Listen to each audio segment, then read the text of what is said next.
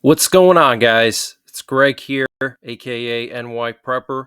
It is Sunday, August 11th, 2024, and I have an emergency alert to share with you guys. Right now, it is 16:02 Eastern Time here in the United States, and we have some major breaking news coming in from Ukraine. So, what you're looking at here is fresh video footage coming out of Zaporizhia region in Ukraine, and this is from the Zaporizhia nuclear power plant, and you can see one of the cooling towers is on fire. So we're hearing reports that Russian troops reportedly ignited a pile of tires in the base of the cooling tower. We don't know if the cooling tower actually caught fire. We don't really know, okay? That's what the rumors are, is that they set a bunch of tires on fire, but we don't know for sure what's going on here. But this is one of the two cooling towers for Europe's largest nuclear power plant, the Zaporizhia nuclear power plant, located in south central Ukraine. It has 6 nuclear reactors. Russia took control of this power plant in the first few months of their invasion of Ukraine. Now we have one of the cooling towers on fire. So this is extremely concerning. And I want to update you guys on the situation between Iran and Israel. So it looks like the attack on Israel is going to start potentially tonight or sometime in the next 2 days. Within the next 2 to 3 days, Israeli intelligence is now saying that Hezbollah and Iran will launch attacks in the next few hours. And there was a B-1 bomber spotted in Jordan today. And Israel is concerned that Iran's attack will occur in the coming days, according to Israeli journalist Barak Ravid, citing 2 sources briefed on the Israeli intelligence community's updated assessment. Barak Ravid said that it would be a direct attack and it would begin in the coming days before hostage agreement talks on August the 15th with Hamas. And Israel has a very important holiday coming up tomorrow. They commemorate the destruction of the temple by the Babylonians. So a lot of people in Israel believe that that's when Iran is going to strike, because that's a big fast day in Israel. Jews fast on this day, and that's tomorrow, the 12th. So potentially tonight, this attack could start. And Polish Airlines has postponed their flights to Israel until August the 15th. Isn't that interesting? Okay, Polish state-owned airlines LOT canceled their flights until August the 15th.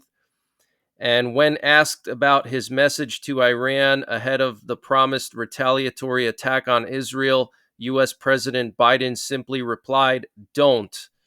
So that's the same thing he said to Iran in April, when Iran launched hundreds of missiles and drones at Israel, and the US did zero to retaliate back after that.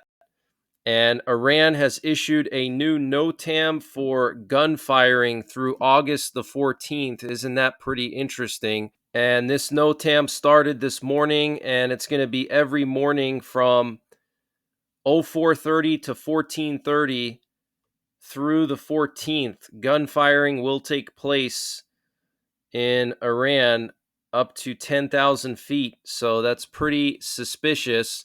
And I want to show you guys what we have going on over the United States right now. So we currently have a nuclear war command and control plane over California. We have a combat sentinel plane flying over Nebraska. And then we have a nuclear safety plane flying over Connecticut, which is very interesting.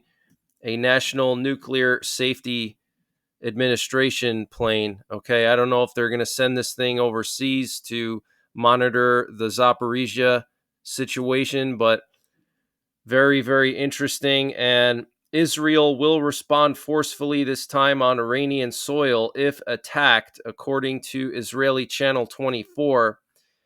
and 2 additional guided missile destroyers assigned to the Abraham Lincoln Carrier Strike Group have been deployed to the Middle East. Okay, so we know that 3 guided missile destroyers were supposed to go to the Middle East with the Abraham Lincoln, and now they're saying 2 more are going to be going over. And that's on top of the 24 F-22s that have been moved there to the Middle East, and the USS Georgia, the Ohio-class boomer that has 154 Tomahawk missiles on it, potentially nuclear capable. And before I continue with the breaking news, I wanted to mention the sponsor for this update, which is My Patriot Supply. Guys, My Patriot Supply is doing their most aggressive discount yet on their 3-month emergency food supply. And to get the deal, you got to go to preparewith.nyprepper.com. They've lowered the price of their 3-month food supply from $800 down to $500. 3 months of emergency food for $500. That is a really good deal, and it will last you 25 years because it is freeze dried and it's all packed within 6 rugged water resistant buckets. So you have all that food in a small package. You can store that pretty much anywhere. And you can also take it with you. If you have to bug out, you can throw that in your vehicle easily. So use the link preparewithnyprepper.com to get $300 off the My Patriot Supply 3-month emergency food supply, $500 for it. Also, they have free shipping and handling included. In addition to the 3-month supply, they also have a general store. And to get to their general store, you got to scroll all the way down to the bottom, and you'll see the My Patriot Supply logo at the very bottom of the page. You click on that, and it'll take you to their general store, and they have all kinds of discounts. And to get the deals, you got to use my link, preparewithnyprepper.com. And I'll leave the link in the description below this video. And then also the squadron of F-18s that was moved to the Middle East as well. So very, very serious situation. Looks like we could be just hours away from this whole thing happening. And here we have some video footage coming out of the Kursk region in Russia.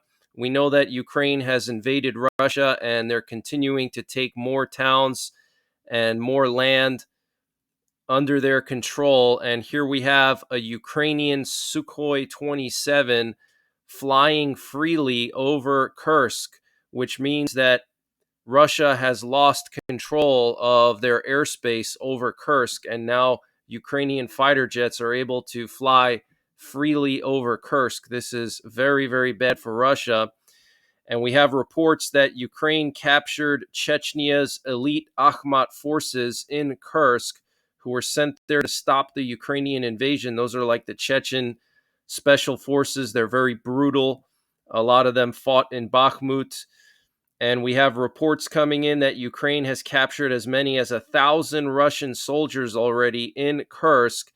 And last night, Russia ordered the evacuation of 76,000 people from Kursk. Okay, so this is a very, very serious situation. We know that Ukraine took control of the town of Martinovka and also Hordiivka in the Kursk Oblast, and this was reported by Russian telegrammers. And here we have video footage of a Polish tank in the Kursk Oblast being used by Ukrainian forces. This is a PT-91 Tvarde. Poland gave away all of their PT-91s to Ukraine, like I think it was a year ago or 2 years ago, but very interesting. And apparently a missile struck an apartment building in downtown Kursk overnight, injuring 13 people, according to Kursk Oblast's governor, Alexei Smirnov.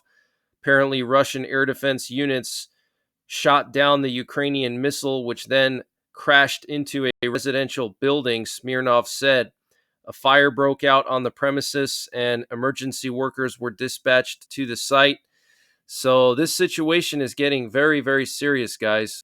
And I think the reason why this fire broke out in Zaporizhzhia nuclear power plant was to scare the Ukrainians and say, listen, if you keep fighting in Kursk, we can just melt down this power plant and cause a massive radiological disaster in your country.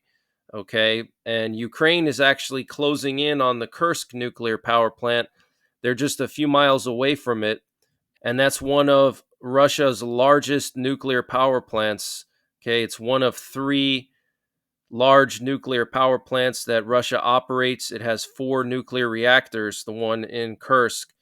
So, very, very serious situation. Here's a picture of the U.S. boomer that has arrived in the Eastern Mediterranean. This is the USS Georgia. It's an Ohio class sub. It can carry 154 Tomahawk missiles, potentially nuclear armed. And last night we had a lot of nuclear war command and control planes. Here you can see 3 of them that were airborne last night.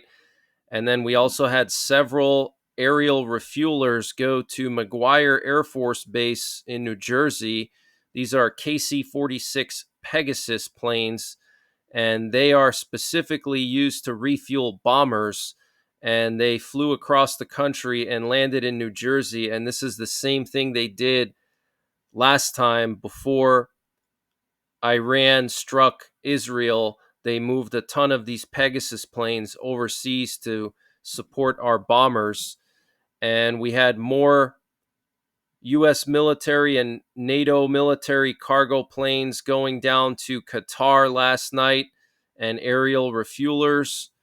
We had an Italian Air Force C-130 go to Beirut, probably evacuating Italian citizens. And then we had more sub hunting activity off the coast of Florida last night. Here you can see a P-8 Poseidon and an E-2 Hawkeye. The E-2 Hawkeye was doing this search grid here about 200 miles offshore from Florida. And we currently have a P-8 Poseidon airborne right now in the same area that the E-2 was doing this search grid last night. Okay, so something's in this area, probably Russian subs. And then we had massive reconnaissance over Poland and Estonia last night. We also had a sub hunter patrolling the coast of Kaliningrad, which is a Russian province. And you can see this RQ-4 Global Hawk was patrolling Estonia quite heavily, and then it was patrolling the Polish-Belarus border, and it was actually focusing a lot of its efforts near southwestern Belarus, which is where thousands of Russian troops and Chinese troops have arrived and have been training with Belarusian troops. So this is a very, very serious situation. And we also have a tropical cyclone developing in the tropical Atlantic with a 80 to 90% chance of development. And this thing is going to go towards the Caribbean. So we have to keep an eye on it and see if it turns into a hurricane or not. But that's the latest breaking news that I have. I might be back later on tonight with more breaking news, and if anything serious happens, I will be going live to cover whatever happens, whether the Zaporizhzhia nuclear power plant melts down or whether Iran attacks Israel. I will be covering it live, and I do have my 24/7 live stream up right now, so I pop in throughout the day into that stream, so you can find me there sometimes, and I'm updating the news in that stream.